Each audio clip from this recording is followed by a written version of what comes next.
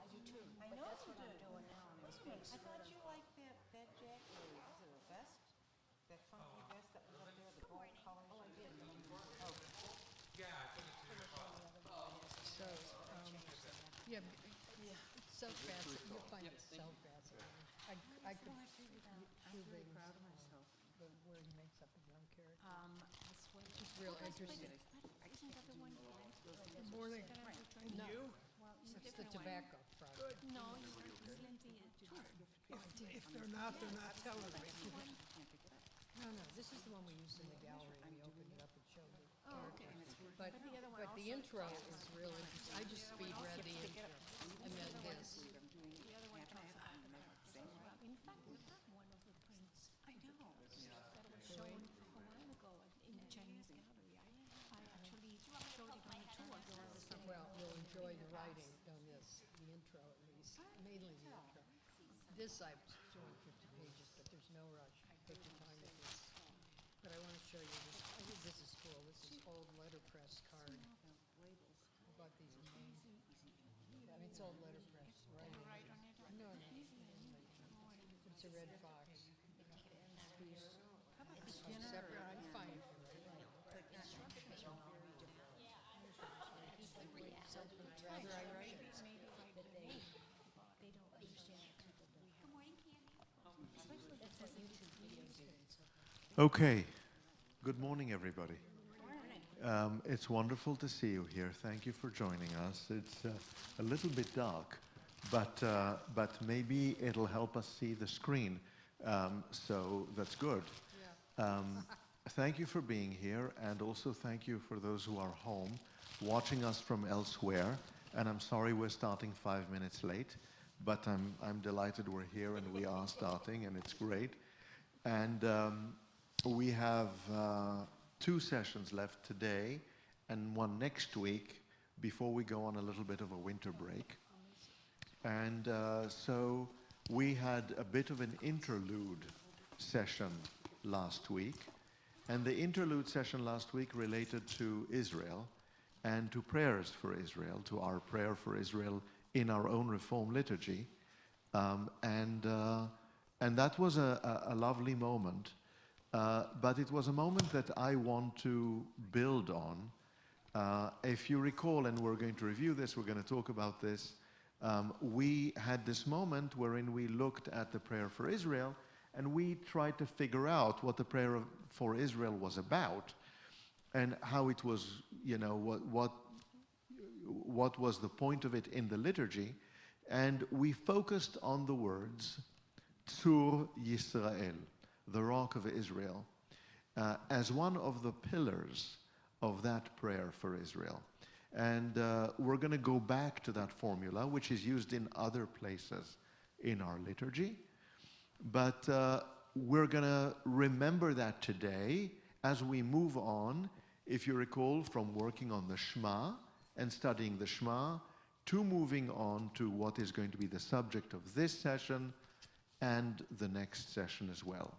So before we go off on our winter break, we will have not only learned about the morning blessings and preparing for the morning service and all that this entails, and the Shema in great detail, but we will have learned about the morning blessings, the Shema, a little bit about Tzur Yisrael, which we're going to go back to, and the next big element that we're going to be discussing today, as well as next week, with regard to our liturgy.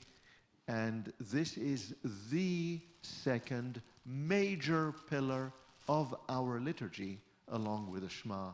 So that's what we're going to start talking about today. So as always, a little bit of an introduction. I'm going to start. And if there are any questions, if there's anything you wish for me to be mindful of, please let me know. I want you to know there are a couple of microphones here on both sides. If you wish, I'm going to offer a microphone to a representative on either side so that you can pass them on to each other. I am going to do everything I can to stay more than 6 feet away from everyone. May I? Thank you. I'm going to stay 6 feet away from everybody because my family and I are happily going to be traveling to Israel on December 20th, and I'm trying to be very careful and to just make sure that I am safe and that everybody around me is safe. Okay? So we shall start. A little bit of a review. The core questions, and remember that the question I asked us to think about last time was question number 5, especially. Take a look at question number 5. What does prayer, our prayer, tell us about our culture, right? About us. What does it tell us about our culture? We're going to talk about this in a moment. We're going to wrap up some loose ends from the last session with regard to the prayer of Israel, and we're going to move forward on that basis. And let's go to a review of our interlude session last time with regard to that blessing, that prayer with regard to Israel. And let me summarize where we've been and where it is, and then move on to where it is that we're going. Tzur Yisrael, the language of the blessing for Israel, the prayer for Israel, Avinu Shebashamayim, Tzur Yisrael v'goalo, the prayer says in Hebrew, our parent, our father in the heavens, rock of Israel and Israel's redeemer, is really the literal translation of it. But Tzur Yisrael v'goalo is the word of it. Tzur Yisrael is key to all of this. It occurs in other places in our liturgy. Tzur Yisrael kuma be'ezrat Yisrael ufdechi numecha Yehuda v'Yisrael, right? Before the Amida, we say, Rock of Israel, rise, right? In assisting, in aiding, in supporting Israel, and redeem, as you promised, Judah and Israel, right? We say that and then we rise for the Amida. Tzur Yisrael occurs in a number of different places in our liturgy. This is not the only place wherein it occurs, and it's a really important phrase. And it's a phrase that relates to, as we saw last time, constancy, strength, permanence, right? And rock is really that element of permanence and stability and constancy that this refers to. And as we saw, very often arising in the context of struggle, war, uncertainty, wherein we seek that certainty, wherein we seek that security, wherein we seek that permanence. Yes? Remember, we talked about this in the context of Isaiah chapter 30 last time. So that's where we were, right? We talked about Isaiah 30, and we talked about the occurrence of this notion of the Rock of Israel providing peace and goodness and permanence and everything else in the context of Israel, right? All of that in the context of Israel's life. In the context also of a struggle of war and the destruction of Israel's foes and of Assyria, and we talked about the tension in Isaiah chapter 30. And we read that, and I hope we felt that tension, right, in that chapter, in Isaiah chapter 30. Okay? So remember the notion of the renewal, of the return to Israel's teacher, of a sense of repentance, of a sense of calm that was going to occur, and God's defeat of Israel's foes, and especially Assyria, right? And the notion that the Rock of Israel is associated with both.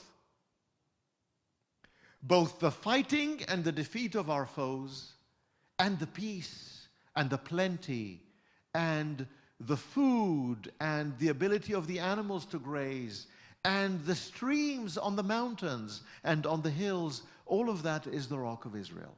It's both and. It's not either or. Yes? Remember we spoke about this, right? Which means that the Rock of Israel, right? And remember the prayer for Israel that we cited last time, right? protector and redeemer of Israel is Tzur Yisrael vegoalo, right? Rock of Israel is, the word protector here is kind of it's mistranslated. It's rock of Israel and Israel's redeemer. Bless the state of Israel. We are going to talk eventually about marking the dawning of our hope. For people who seek peace, shielded beneath, now we know where it comes from, right? We know where the prayer comes from. We know where the language of Rock of Israel comes from. Now we read the words with regard to peace differently, right? This isn't just a generic prayer for peace. It's a prayer for peace in the context of struggle, in the context of war, in the context of uncertainty, in a context of our seeking permanence, where we're not sure we're going to find it, and where we want it, right? And in the context of a thinking back to Isaiah chapter 30 and to the book of 2 Samuel, where this also occurs, where this happens too, to Israel toward the end of the book of 2 Samuel. But we have all of this, right?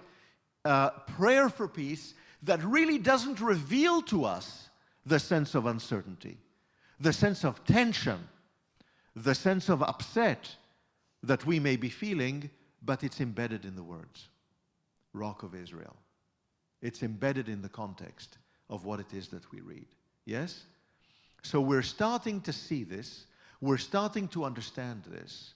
And we're starting to see that what we're praying for here with regard to the peace of Israel is an elusive peace. It's a difficult peace. It's a peace that is in certain ways messianic, though the prayer doesn't say that. Yes? Are we starting to make sense? Yes? Is this starting to, do you understand how we build up a piece of liturgy on the basis of the biblical citations in this piece of liturgy? And here I'm only using one biblical citation, important biblical citation, but a biblical citation of 2 words, right? And this was where we kind of ended last week, right? In that sense of tension. So we came from the Shema, from the sense of the covenant, this pledge of allegiance, the sense of this is what we have to hang on to. This is it, right? To the notion of the beginning of our redemption, right? With the state of Israel, maybe this is going to be our redemption. May this be our redemption, right? The rise of the state of Israel in the context of peace, but that peace is occurring in the context of a struggle. We're looking for peace. We're yearning for peace. We want that peace, but it's not an easy thing.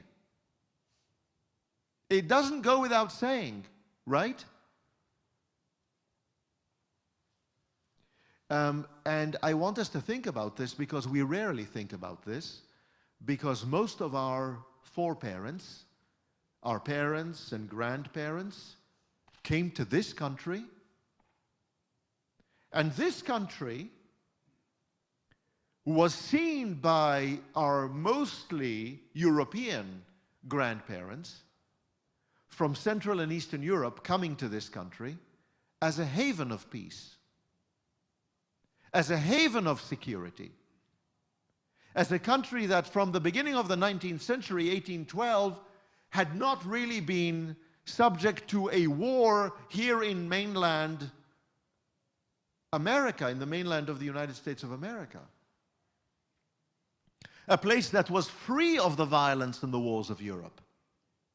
A new world, a kind of a golden Medina, right? A place of opportunity. Why place of opportunity? Because it was largely peaceful.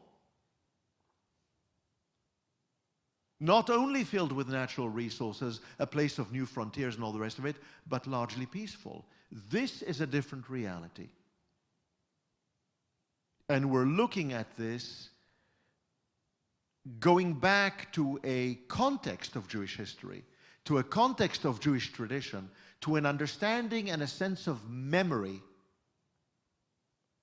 that is very different from the American reality that so many Jews fled to in the late 19th and early 20th centuries. Yes? That is where we left off last week.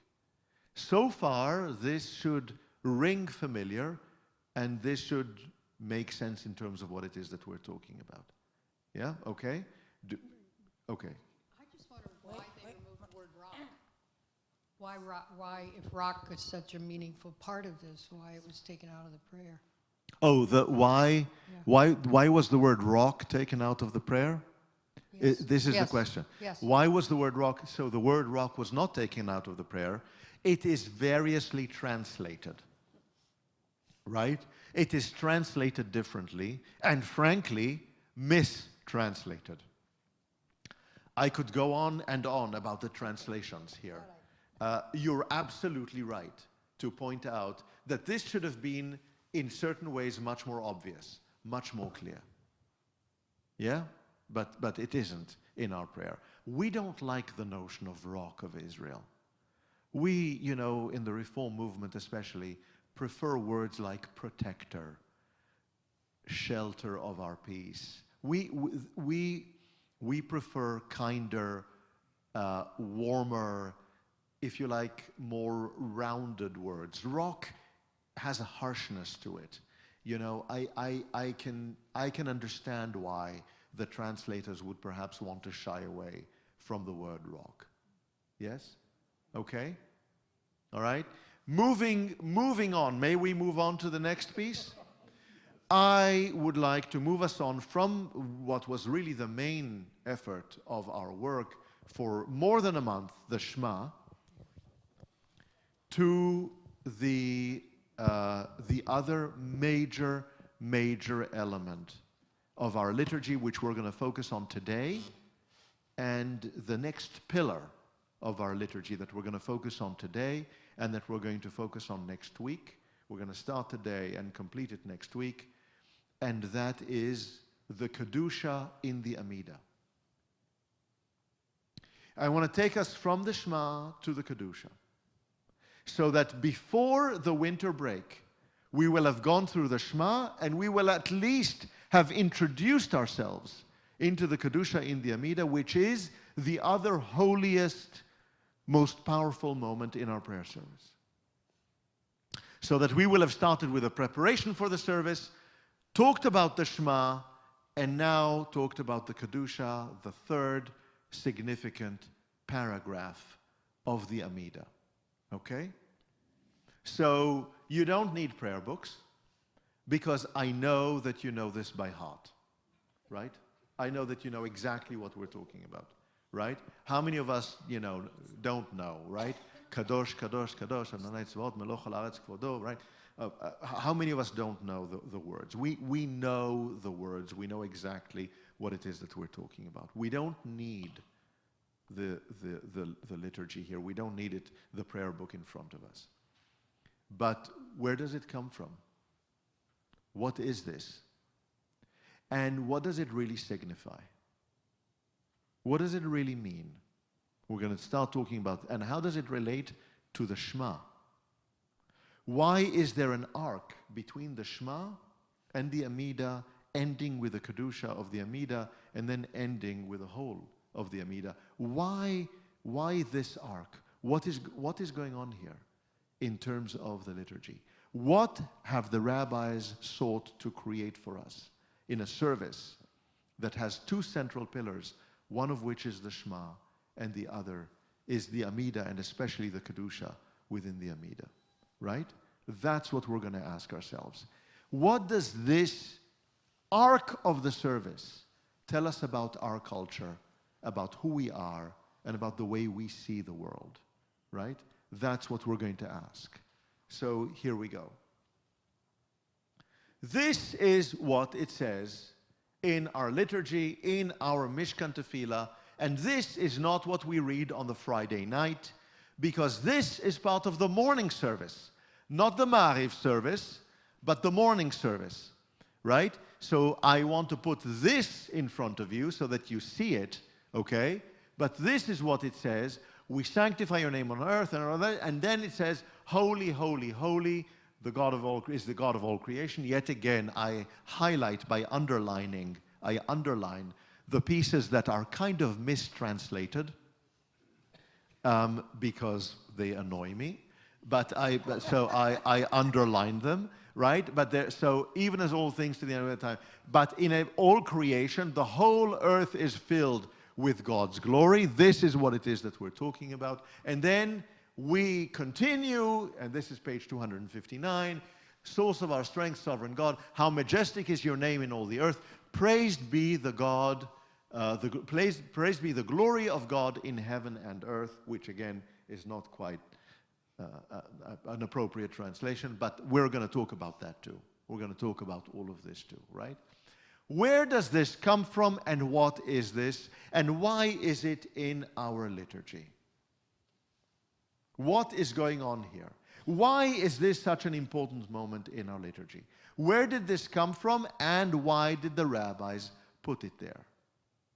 So there are some really simple answers. And we're going to start with the simple ones. Where does it come from? Well, I know where it comes from, and you know where it comes from. It comes from, like most good things, the prophet Isaiah. This is where it comes from. It comes from Isaiah chapter 6. And Isaiah chapter 6 is seen by the rabbis to be God's call to prophecy that is directed to the prophet Isaiah. But we rarely read it and really understand it. And if we don't understand it, we don't know the liturgy. So we might as well try to read it and to figure it out and to understand what it really says. Okay? Now, this is one of the most dramatic moments in the prophetic literature ever produced. We're going to go back to it next week. We're going to talk about it yet again next week. We're not leaving it this week. There's too much to talk about. But here is what is going on, and this is what Isaiah is describing in chapter 6. Isaiah says, I saw something. I had a vision. I beheld means I saw. I experienced it, right? My God, seated on a high and lofty throne, and the skirts of God's, it shouldn't say his, forgive me, robe filled the temple. In other words, God is filling up the entire space, sitting on a throne, filling up the entire space, right? In other words, you can't tell where God starts and where God ends, because God is filling up the entire space, right? And seraphs, in other words, a form of angelic creature, some kind of creature, right? These seraphs are standing in attendance on God. And each of them has 6 wings, right? 2 cover the face, and 2 cover the legs, right? So there are 2 left, yes? There are 2, yes, that cover the head, 2 that cover the legs, right? So they are almost insect-like, these creatures, multiple sets of wings, yes? And with the other 2, they fly. And what do, these seraphs that are surrounding these heavenly creatures that are surrounding God? They cry out, they call to each other, saying to each other, crying out to each other, holy, holy, holy, the God of hosts, God's presence fills all the earth. In other words, what is happening here in the temple is a reflection of what is happening on earth. The temple here is a microcosm of earth. Except it's an invisible microcosm of earth. We don't see it. Isaiah got to see it. And this is what it looks like in this heavenly temple-based moment that Isaiah now is experiencing, right? So here is this human. Have you ever seen this? Have you ever experienced this? Anyone here? No? In other words, this is a human being elevated, right? What you're experiencing here with us is an out-of-world, out-of-life, out-of-body kind of experience. With Isaiah, right? Isaiah is transported somewhere, yes? And this is the view, this is the vision. This is what Isaiah sees. It's remarkable, right? Yes? Okay? This is what we call a mystical experience. Yes? Okay. Now, on this basis, the doorposts shook. The entire structure. Now, we're not talking about a shack. We're not talking about a tent. We're talking about a temple, the Temple of Jerusalem. Have you seen the stones that make up the Temple of Jerusalem? Have you seen the stones? Do you know how much each and every one of them weighs? One of these stones. This is not an unstable building. Everything shook at the sound of the one who called.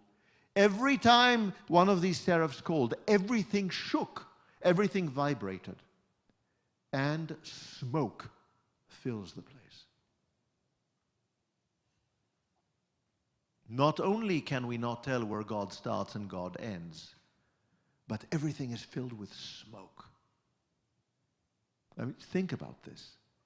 Think about what we're experiencing here. Okay? And I cried, says Isaiah, I'm going to die. I'm going to die. Here are the seraphs. Their wings are covering their faces. The heavenly beings can't look at God. I have seen this. I have experienced this. I'm going to die. In other words, what is Isaiah thinking? This is an end-of-life experience. This is what happens when people die. I'm going to die. I'm entering into another dimension.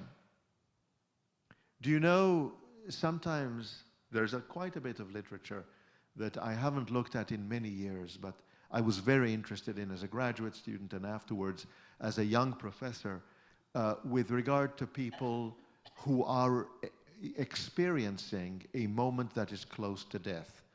One of the things that people are reporting is people seeing images of their lives occur in their brains in rapid succession, thinking back to their childhood and all the way moving forward. There are things that happen that some people remember in moments that are moments of near death, right? Yes? And we do know, there is research suggesting that people of faith are experiencing, sometimes experience moments of glimmers of that are related to their faith tradition in moments that they perceive to be moments of near death, right? We do know that. This is, you know, I want you to see this as a Isaiah thinking Isaiah is on the verge. And Isaiah writes here, woe is me, I am lost, I'm a man of unclean lips, and I live among people of unclean lips, yet my own eyes experienced this, right? I am dying. This must be death, right? And here comes the miracle. Here comes the remarkable moment that occurs here, right? One of the seraphs flies over with a live coal, right? With a burning ember, with a live coal, which was taken from the altar with a pair of tongs. So there was a need for the seraph, the angelic heavenly being, to use tongs, right? To use a tool to take that coal. In other words, they couldn't just take it, you know, because obviously it was dangerous, right? And he touched it to my lips.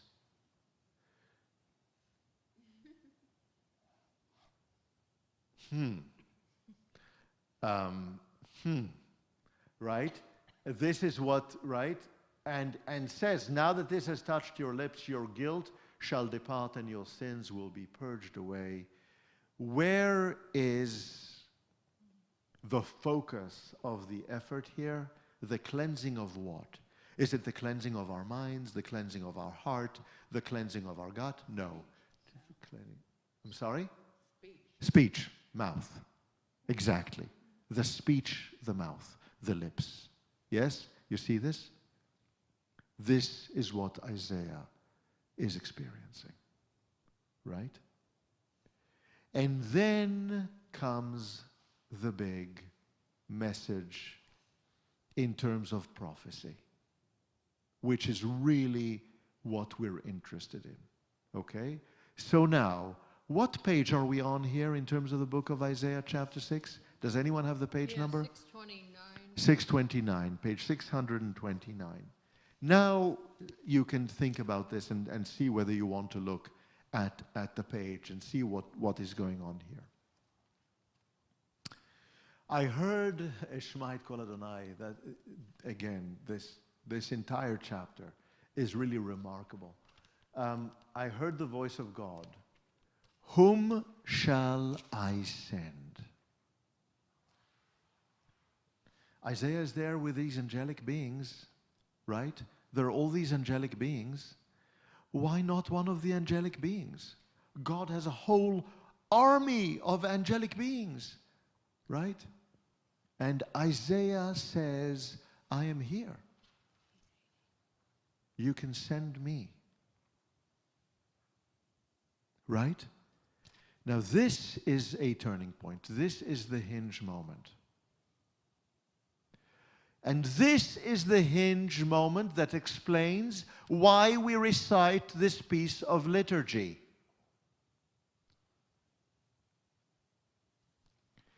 Holy, holy, holy is what Isaiah is experiencing. But what is the point here in this chapter? Why are we reading this? Because Isaiah, the human, is the person who experiences it, the person who brings back the image to us, and the person who then becomes the messenger. What is the point of the liturgy? What is the point of reciting holy, holy, holy? What is the point of repeating the experience of Isaiah? What does it mean for us? We are becoming the messenger. We are taking on the role of the messenger. In other words, this is God up above. We are down here.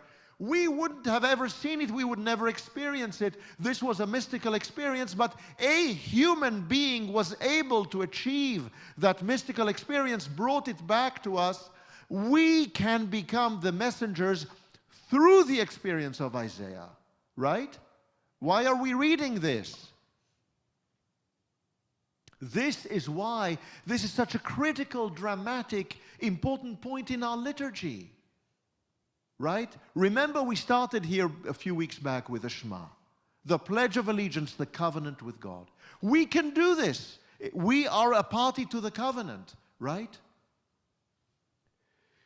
But here is also an alternative religious view of the covenant. God is up there and we are down here and we're disconnected. We're separated. We don't experience the world of God. We don't experience the heavens. We don't experience the angelic beings. But Isaiah made the connection for us. Isaiah got us up there. Isaiah came back and reported it. And we can be the messengers. We can be the messengers. Send me. Now, don't look at the book. Don't think about the prophecy itself. What would we be messengers for? Why would we be messengers? Why would we be messengers for God? What would we be messengers for? I know what I would want to be a messenger for. I want to be a messenger for peace. I want to be a messenger for healing. I want to be a messenger for respect for our environment, our fellow human beings. I want to be a messenger for beautiful music, beautiful art. I want to be a messenger for the fulfillment of our human potential. That's what I want to be a messenger for. Wouldn't you want to be messengers for the same thing? An end to illness, an end to poverty, a better world, a healed world. No? Doesn't that sound good? Would we be okay being messengers for this? Yeah, right? Good, right? So you can anticipate with me what Isaiah is thinking. God is saying, I need a messenger. And Isaiah is saying, I'll be your messenger. And God said, good, I will send you. And what are we sending you for? Go say to your people, hear but do not understand, see but do not grasp. Dull that people's mind, stop its ears, seal its eyes, lest seeing with its eyes and hearing with its ears, it should grasp with its mind, repent and save itself. Lovely. Charming. Beautiful. Go make sure they have no access to the prophecy. Go make sure they have no access to the message that I really stand for, I, God, really stand for. God says to Isaiah, I'm going to punish these people, and these people are going to get punished because they cannot see, they cannot hear, their minds are dull, and you will continue to be an instrument for their inability to see their blindness, their inability to hear their deafness, and their dullness of mind. Charming. Lovely. Oh yeah, that's what I had in mind. That's what I want to be a messenger for. Really? This is the story? This is the prophecy of Isaiah? This is Isaiah's report in chapter 6. This is the mission. This is the mission. It gets worse.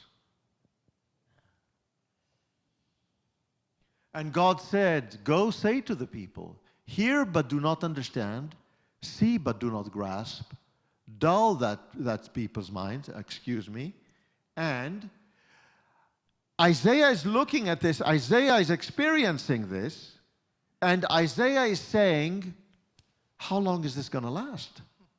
How long do you expect me to do this? I said I would be a messenger. I didn't think this was going to be the message. How long should I be doing this? Isaiah is horrified, right? This is what you want me to do, right? And God responds very directly, very clearly. Here is how long you're going to do this. You're going to do this until the towns lie waste without inhabitants. The ground lies waste, and God will banish the population. You're going to do this until everything is destroyed. You are a messenger of destruction. And not only a messenger of destruction, you're a messenger of destruction in the context of blindness, deafness, and dullness that you are going to help bring about in order for me, God, to do my plan. Now, let me ask you this question. Is this what you expected? No. It's very confusing. Do you like it? No.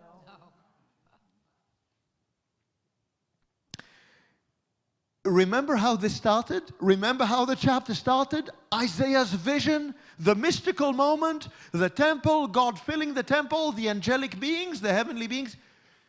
This is the last thing we would have expected to read here.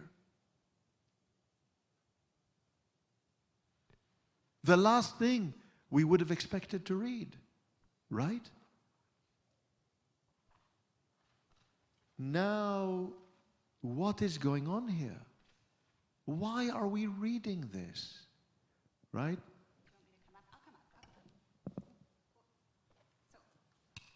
This is not a Jewish reference, but in the Alcoholics Anonymous Big Book, the book they use, it talks about how an alcoholic might have spent years pulling down the structures of romance and finance and health, and they say the structures will eventually be replaced by better ones, but first you have to clear away the wreckage.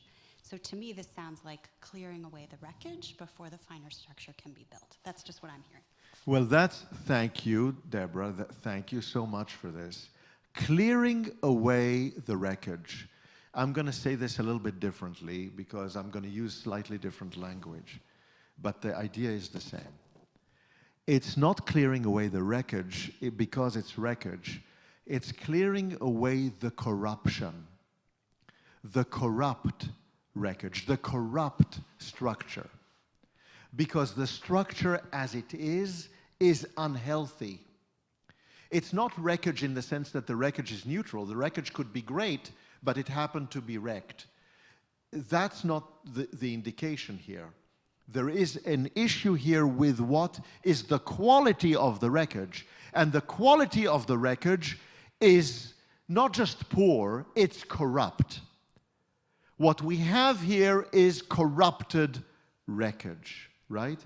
But the prophet here is not just a prophet who's going to announce, like Jonah, the prophet in Nineveh and other prophets, that the wreckage is going to be removed because it's corrupt. It's going to be a prophet who is going to stand in the way of people repenting, of people seeing, hearing, understanding. The prophet is going to make sure that this happens. This is the message of the prophet, right? Yes? In other words, what is the message that we are intending to take away from this? And we read this, traditional Jews, my friends, read the Kedusha 4 times a day. 4 times a day we go through the Kedusha. And every single time, I have to tell you, it's challenging for me because every single time I think back to Isaiah chapter 6. And that's how traditional Jews pray. We keep thinking about these citations because we know the citations. It's like when you listen to a musical reference and you know the music plays back in your head.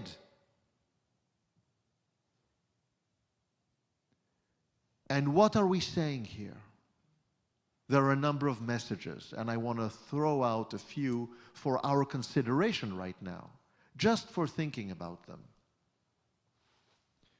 Destruction is part of God's plan.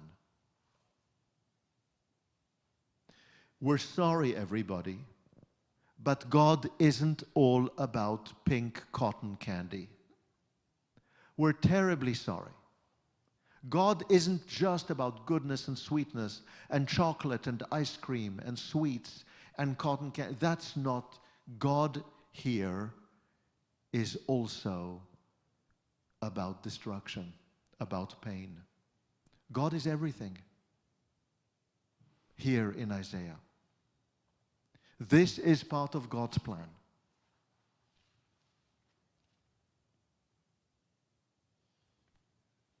And sometimes we human beings know what we see around us and are unable to process what we see around us. It's not that we don't see. We may be able to see. We may be able to see countries developing weapons of mass destruction. We may be able to see the environment being degraded. We may be able to see all kinds of social and political problems arising for ourselves. We may be able to see the corruption of our values. We may be able to see all kinds of different things. And what do? We continue going about our way. We see and we don't see. We hear and we don't listen. We can process, but we don't fully understand. We don't do it. And in a certain way, what is Isaiah saying here? Why is this chapter here in the book of Isaiah? It is here to shock us. It is here to wake us up. Every single person who reads this. And for us in our liturgy to say holy, holy, holy in the context of the Kedusha. And to understand what we're living with right here and now was not the plan. There is a distance between the vision of what things could be and maybe should be and our lives here and now. What is the Shema about? It is about the covenant. It's about the pledge of allegiance. It's about us being together with God and working together, and the promise of our ability to do that. If we only do our part, we can do this. And what is the Kedusha about? It is about the distance, the separation between the divine vision of the world and the divine reality at the temple that Isaiah sees with God and the seraphim and the reality on earth and our lives on earth. The Shema is one pillar of our service, and the Kedusha is yet another, right? What happens, and I'm going to rush through this, what happens after we utter these words, Kadosh, Kadosh, Kadosh, Adonai Tzvaot, Meloch ha'aretz kevodo, right? Which is what chapter 6 of Isaiah tells us. What happens, right? I know that I'm short on time. We're going to go to Ezekiel. The book of Ezekiel, chapter 3 is the key chapter, but I'm going to go back to chapter 2 because chapter 2 is really the beginning of that. Well, actually, it starts in chapter 1, but chapters 1 and 2 are part of what unfolds in chapter 3. Take a look at Ezekiel chapter 2 and 3. What page are we on in terms of Ezekiel chapter 3? Where are we in Ezekiel chapter 3?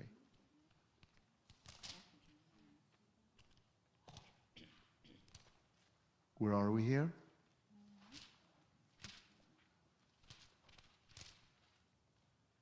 Page 895. 895. Thank you. Page 895. How do we respond to this? And how do we respond to this sense of tension that occurs as a consequence of our Kedusha, of what it is that we read in our Kedusha? The response to this comes out of the book of Ezekiel. And we're going to see the response to this. Now, we start at the beginning of chapter 2, right at the beginning, the first verse. God said to me, Ben Adam, son of man, mortal human being, stand up, Adam, right, son of Adam, son of man, generic son of man, as it were, right? Stand up on your feet that I may speak to you. Again, a spirit entered into me as God spoke and set me upon my feet. And I heard what was being spoken to me, a religious experience, a mystical experience. Yet again, you see what is happening to me. I am sending you to the people of Israel, yet again a mission, yet again a sending, an act of messaging, of transfer from A to B, a transfer from the divine, right? That to the people of Israel, that nation of rebels who have rebelled against me, they, as well as their parents, have defied me to this very day, says God, right? This is the beginning of chapter 2, and we go into chapter 3, and he says here, God said to me, son of man, eat what is offered you. Remember the coal, the live coal that touched the lips of Isaiah? Here again, there's an action of the mouth, right? We're back to the mouth. And what is happening here? God is saying to Ezekiel, right? Take this scroll to eat, right? And fill your belly with the scroll that I give to you, and Again, it's the mouth, right? It's the internalization of God's message. God's message, the scroll, is now becoming part of Ezekiel. Yes? He's eating the scroll. And it tastes good. It tastes like honey, right? He doesn't read the scroll. He's eating it. He's ingesting it. And the content of the scroll is becoming part of who he is, right? Then God says to Ezekiel, go to the house of Israel and repeat my very words to them, right? For you are sent not to a people of unintelligible speech and difficult language, but to the house of Israel. You are not being sent to prophesy to people who cannot understand, who have no understanding, who have no intelligence, who do not see, who do not hear, who cannot read and write. No, you're being sent to intelligent people, learned people, serious people, right? And so they could listen to you. They might listen to you. They could listen to you if they really wanted to. But the house of Israel will refuse to listen to you, for they refuse to listen to me, for the whole house of Israel are brazen of forehead and stubborn of heart. They will not listen to you. I want you to be prepared. You will go out and prophesy and they won't listen to you. Do you see Ezekiel and Isaiah being kind of parallel passages? Do you understand what's going on here? Yes? You see them being parallel passages? But, here is the big but. Here is what I'm going to do for you, Ezekiel. They are going to be brazen and tough when they listen to you, and they're going to say, we don't want to hear you. I will make you as tough and as brazen as they are. Okay? Here is what it says. I will make your countenance as hard as theirs, your forehead as brazen as theirs. I will make your forehead harder than flint. They will not defeat you. You will be as tough, as strong, as powerful as they are in their obstinacy, in their not being willing to listen to you, right? Listen with your ears and receive into your minds all the words that I speak to you. Go to your people, the exiled community, and say to them, thus says God, whether they listen to you or not. There is a value to our speaking truth, to our saying things, whether others are capable of truly listening and integrating them or not. And here is the message of the glimmer, the very tiny, very thin silver lining of this message. The world may or may not listen, but we must continue to deliver the message.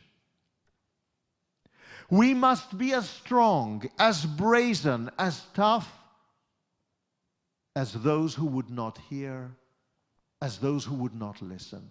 And we ought to continue saying what it is that needs to be said, that needs to be heard, that needs to be understood, whether others are going to hear it or not. We have to be honest. We have to be real. We have to be authentic. We have to speak with integrity. And we have to speak for the message of God, knowing that chances are people are not going to be able to hear us. People are not going to be able to listen. But what is our task? What is the prophetic task? To say it. To speak it out. Right? And afterwards, and I'm going to be right with you, I see a couple of hands coming up, I will be right with you. And after that, and I just want to say this, A wind, remember Isaiah's vision of the smoke and the noise and the rattling of the house and all the rest of the temple. A wind carried me away, and behind me I heard a great roaring sound, and it said, "Blessed is the presence of God in God's place. Baruch kavod Adonai mimkomo." In other words, the words we recite right after the Kadosh, Kadosh, Kadosh, Adonai Tzvaot Meloch al Haaretz Kavodo. Here we were at this moment in Isaiah chapter 6 where there was no hope. There was no hope. We were looking at destruction in the face. And now we're reciting this verse out of Ezekiel, saying, no, no, no, wait a minute, there is hope. And the hope is in our delivering the message. The message has to be kept alive. And we are the ones who deliver the message. Right? This is the drama of the Kedusha that we read in the Amida. This is the essence of it, in very brief. Right? Just on the tip of the fork. Right? These are the passages, right, that are referred to in the Kedusha. Right? And the Kedusha, of course, is built up by the Avot and Imahot, the very first part of the Amida, the Mechayei HaKol, the second part of the Amida. We reach the Kedusha, we reach that pinnacle, which is only as powerful, the only other as powerful moment in our liturgy is the Shema. And what is it about? It is about our accepting a kind of prophetic mantle and our ability as human beings, as Jews, to live with dissonance. What is that dissonance? It is the understanding of the world as it should be. What could be? Could we do a better job with each other? Could we be in a better place in terms of our society? Could we be in a better place in terms of our political system? Could we have more honorable, respectful, substantive discussion with each other? Is it possible? What, are we completely beyond that? Could it be? Could we do a better job with our environment? Could we do a better job in terms of protecting other people who are oppressed? Is it possible? Are human beings capable of greater goodness? Is it possible? Right? And yet, is it the reality? No. We live in dissonance. We know that theoretically it could be, but in reality it isn't. What is the Kedusha asking of us? Why bother? Why bother? What are we doing here? What are we doing coming to temple praying for peace? What are we doing coming to temple praying for healing? What are we doing here? Why bother? For thousands of years we're praying for peace. Have you ever seen peace? What are we praying for? Why bother? We're doomed, right? It's not going to work. We know it's not going to work. We're human beings. That's not how the world works. We know this. No. What is our task? To deliver the message. The message has to remain alive. This is Ezekiel. You will go out there and I will make you as tough as anyone else. And you will deliver the message. This is the Kedusha. In spite of everything. the message will remain alive. And every now and again, people will hear it. And every now and again, some people will be able to clear the wreckage and to rebuild. But even when it is not heard and not understood and not seen, and even when people are dulled, we have to deliver the message. You know how certain composers composed music that they knew would stretch the ability of musicians during their time period to play the compositions that they were composing? Why bother? If people aren't able to play the music, why bother? No. We have to deliver the message. There is hope. One day the composition will be played. One day the message will be heard. The message has to remain alive. This is who we are. Is it always fun? Is it always happy? Is it always good? This is the Kedusha. This is what the Kedusha teaches us. Okay, I saw a few hands.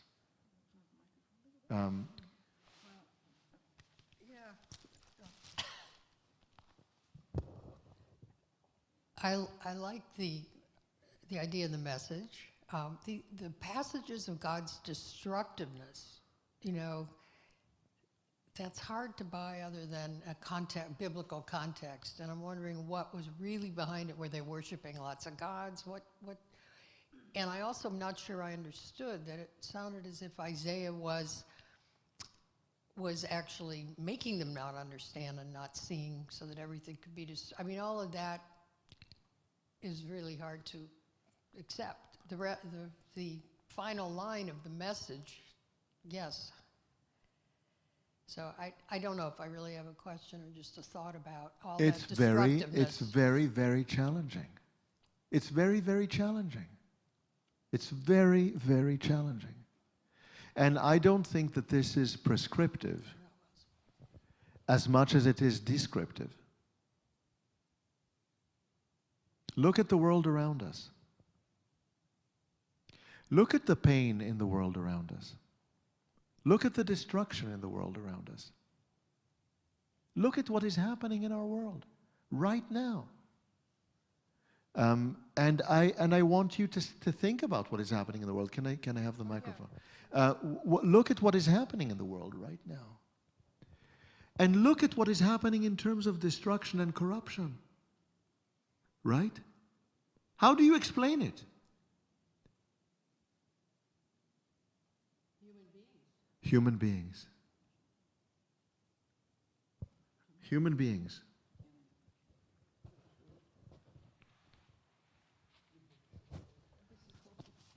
Was Isaiah written during the Babylonian exile and was part of this destruction explaining what had happened to the last two tribes of Israel?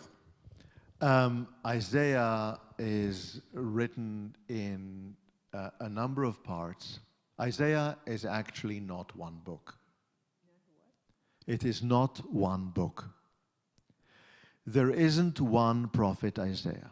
Scholars agree that there are multiple pieces here that cover a long stretch of time.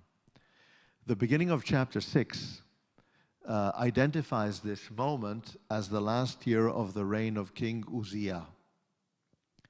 And I'm not going to go into the detail of it, but I am going to say that Isaiah stretches from the 8th century, before the exile and destruction, through the exile and destruction, and through the period of Babylonian captivity.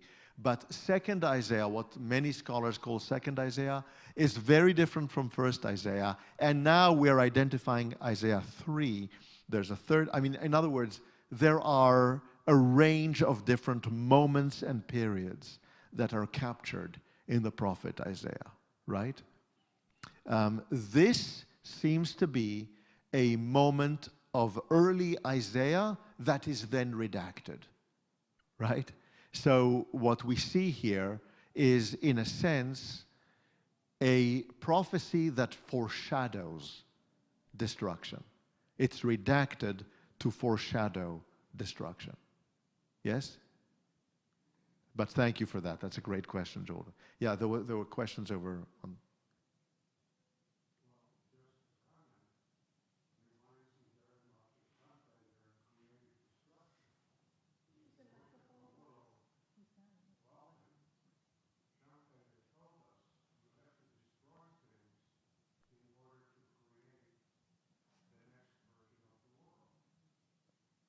Right. I don't know what happened to your microphone. But let me repeat the question. And the question relates to a cycle, if I understood you correctly, of destruction and rebuilding, and the necessity of certain destruction to take place as rebuilding needs to occur. Right? Is that what?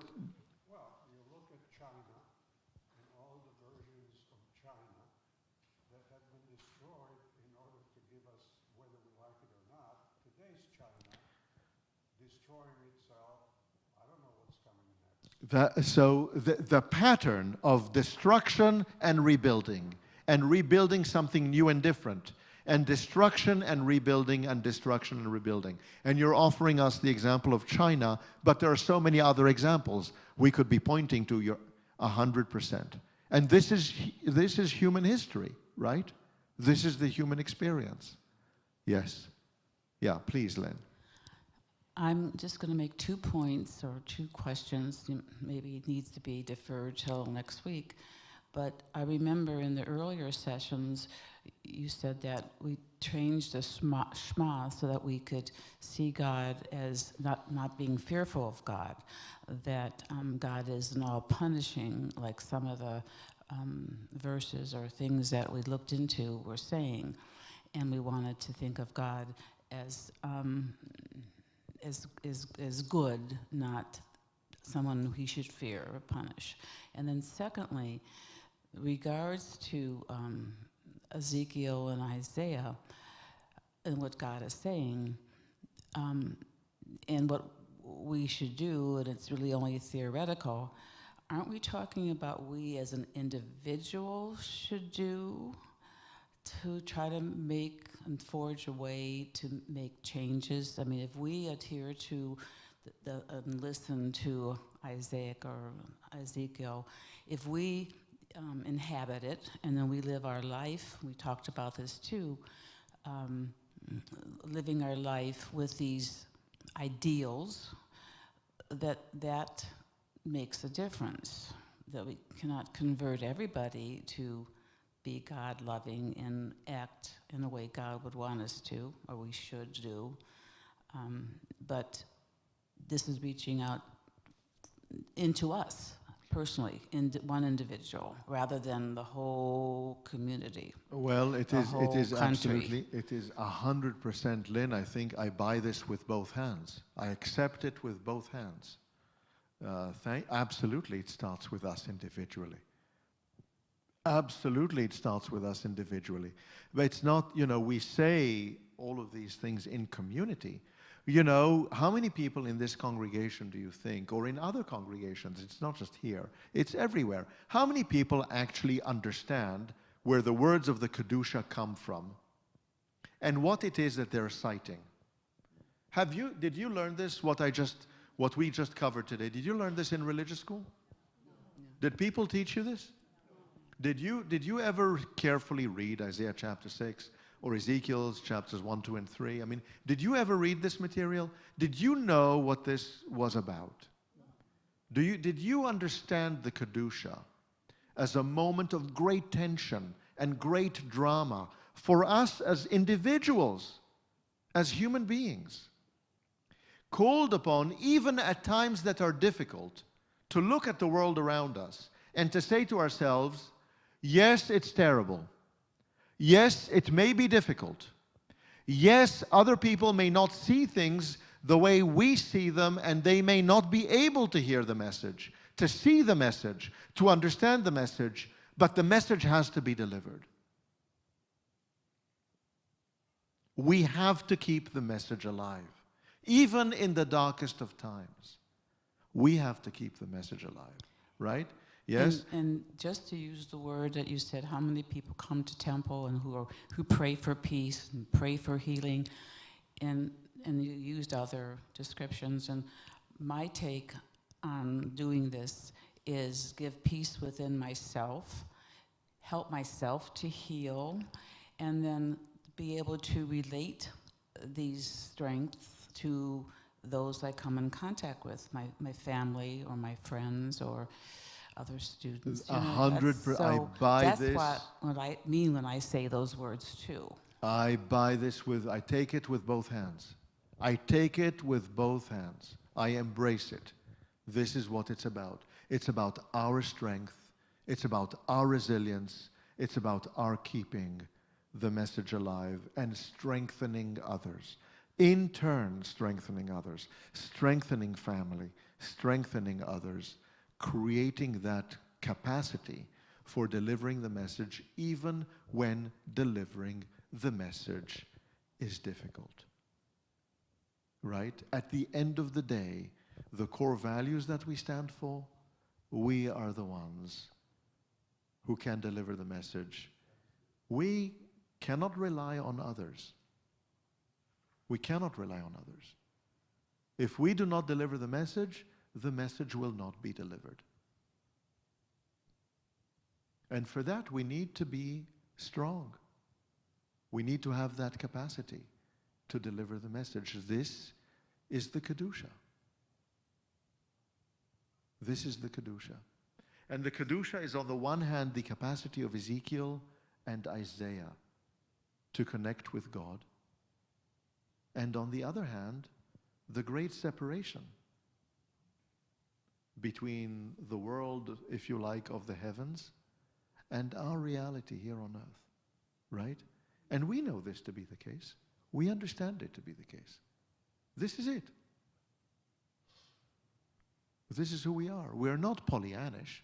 We're not looking at the world and seeing it with rose-colored glasses. We know where we live. We understand where we live. It's not all bad, and it's not all good. And there are many issues, and there are moments wherein it's very bad. There are other moments wherein it's good. But it's not the plan. And there is a way for us to do better, collectively, and we're the ones who are charged with the message. And that message is Kedusha. It is sanctity. That's where we come from. That's what this, I think, is trying to tell us. Candy, did you want to say something? No. Right? I think after this brief and aggressive and challenging introduction to the Kedusha, we're going to read the Kedusha differently. We're going to think about it differently. It's not all sweet. It's not all elevating and happy and great. It is important. It is about our values. It is about our mission. And it is about our mission in the context of what could be dissonance. In the context of which, do we give up? Do we walk away? Do we stop delivering the message? We're called upon not to. We're called upon not to. We're called upon to be inspired by the strength and resilience of our prophets. This is kind of a pinnacle moment in our liturgy. Yes, Helga. Well, I sometimes wonder why the challenges are so unevenly divided. Why are the challenges so unevenly divided? You know, I wish I had a response to these questions. I wish I had a response to these questions. The redactors of this text, Ezekiel was a prophet of exile. Ezekiel knew exile. And you know something? Exile wasn't so bad. It wasn't so terrible. People lived. And Babylonian culture and Persian culture weren't so bad. And you know what the Judeans who lived there discovered? Their neighbors weren't so stupid. They were human beings like they were. They had literature, they had music, they had rituals, they had architecture, they had government, they had taxation. They were doing a lot of things really well. There were great economic opportunities. You know, most of the Judeans who ended up in exile, they didn't return to the land of Israel. Most of them stayed there. It wasn't so bad. Was the world the way the world ought to be? Did people know that they were a minority in exile? Sure they did. Did people know that they were different? Sure they did. Did people know that others around them looked at them and saw them as being different? Yes, of course they did.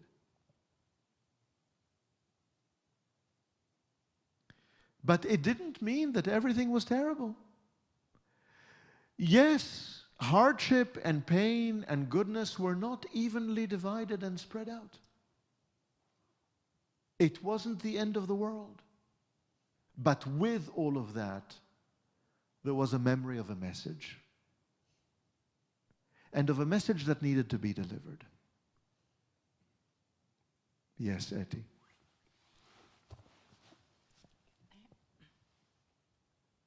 Thank you. My question is on the Hineni, here I am. Isaiah had this Hineni, and there were several other passages in the Bible, in Tanakh, that also, God asks you and you say, yes, I am ready. Can you comment on that? How does these passages fit together? This is a really interesting question. There are very few cases. I'm going to go back to all of this next week. We're going to unpack it further and hopefully end up in a more hopeful place before we break for the winter break. But the word Hineni is one of those things we're going to focus on. Let's just say that the word Hineni is a very powerful word that is used by those people who become the messengers of God's message, the messengers of God's prophecy, the messengers of the covenant. And let's just say that Isaiah, here in this text, identifies himself as one of a very select group of people who see themselves in this way. Wasn't also Abraham before? Yeah, we're going to talk about some of the other people and what this means, right? Except, what is the message? Abraham is told, go be a blessing, right? Be a blessing to the nations of the earth, to the families of the earth. What is the message here? A very different kind of message, right? Here, Isaiah is saying to us, I put myself out there. I said, Hineni, and look at what I got in response, right? The text is meant to shake us. The text is meant to upset us. The text is meant to cause us this feeling of dissonance, this feeling of unease, right? That I've tried to express today. I've tried to get this across to you today, right? Because we need to understand that there's a gap between things as they are and things as they should be in order to fully experience the Kedusha. Right? And where does it start? With Isaiah putting himself out there and saying Hineni. Yeah, am I making sense? Yeah. Yeah. Yeah. Okay, last question. Well, it's not a question, it's just a comment. I really like that you made the point that these prophets step forward to be a volunteer to. I like the point that you make that these prophets step forward and volunteer to deliver the message without knowing what that message is going to be. And the message is terrible. The message is awful. The message is not only destructive, the message is false. It requires Isaiah to be false. The message is the worst message one could imagine. Right? Yes?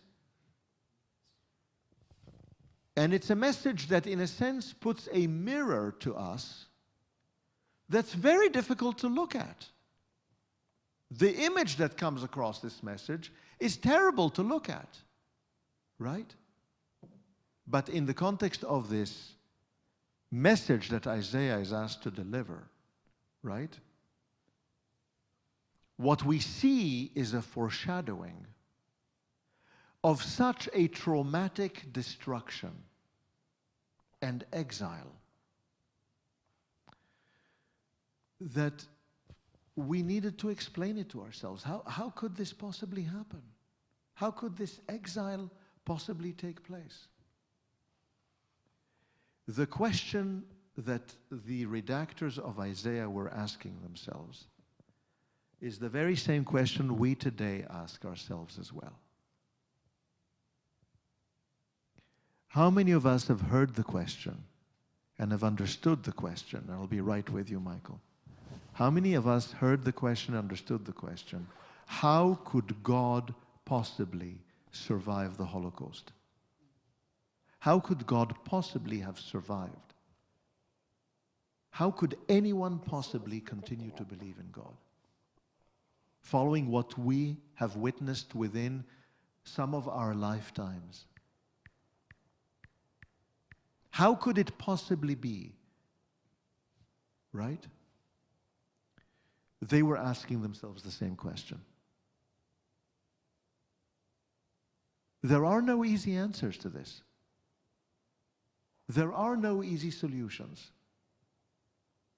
But this happens to be the world we inhabit. And life does go on. Somehow. Not for everybody. But life does go on. And in the context of this life, we do have to deliver a message that things could be better. Even if the message cannot always be heard. This is what you're seeing. And if it weren't somewhat true, if there weren't some truth to this, if there weren't some validity to it, we wouldn't be touched by it. We would reject it. We would say, what do we need to do this? We wouldn't be saying it. We wouldn't be praying it. We wouldn't be thinking it. But there is something here that speaks to our lives, to our reality. And this is Judaism. This is the magic of Judaism. It's real. It's not an escape from reality. It's the real world that we're looking at. And we're thinking, what do we do here and now? And in the context of all of this, to respond to your question, Etty, Isaiah said, Hineni, I'm going to go out there and be the messenger. That is powerful. That is powerful. Okay? Are you depressed? Yeah? No, not really? Yeah. Michael.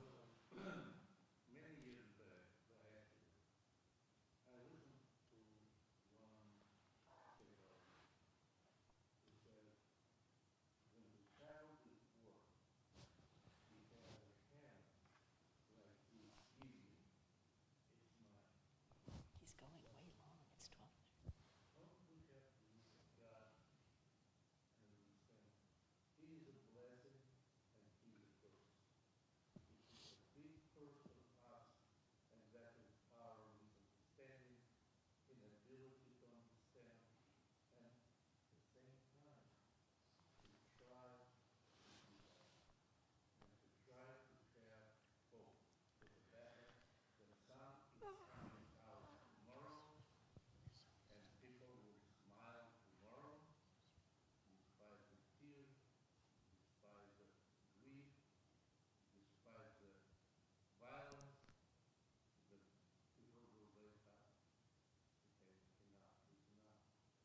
Well, thank you, Michael. I appreciate this. I think instead of God, we can put the word life.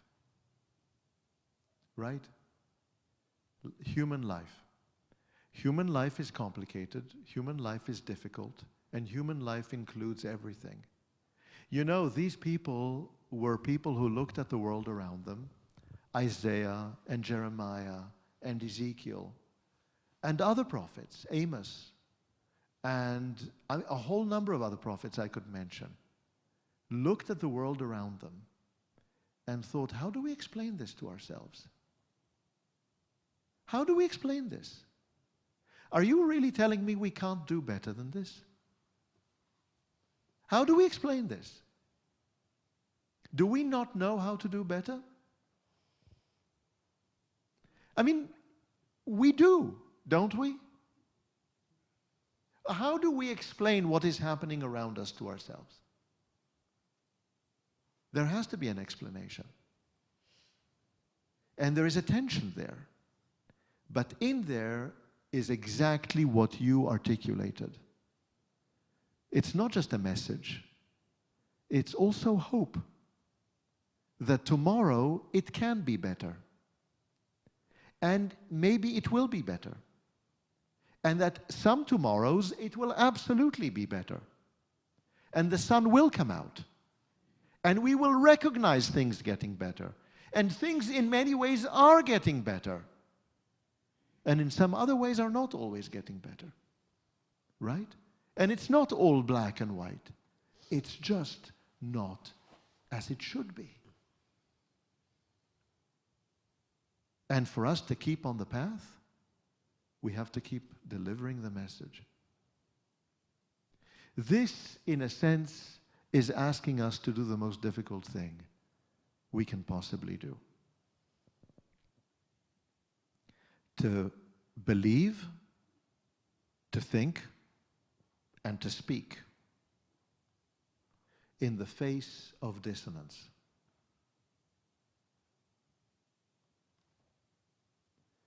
And this is the Kedusha.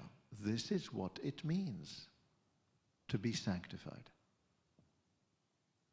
Okay, I'll let you think about it. And those of you who are courageous enough, I will see you next week. Have a good week.